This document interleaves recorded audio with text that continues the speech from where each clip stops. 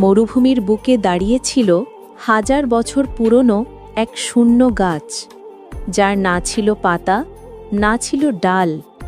হঠাৎ একদিন ঝোড়ো বৃষ্টি নামে, আর গাছটা ধীরে ধীরে সবুজ হয়ে ওঠে। কিন্তু মরুভূমির রুক্ষ রোদ আবার তাকে শুকিয়ে দিতে শুরু করে।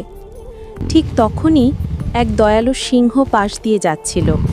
গাছটাকে দেখে তার মনটা কেঁদে ওঠে। সে প্রতিদিন নদী থেকে পানি এনে গাছের তৃষ্ণা মেটাতো। অল্প অল্প করে গাছটা আবার বাঁচতে শুরু করে।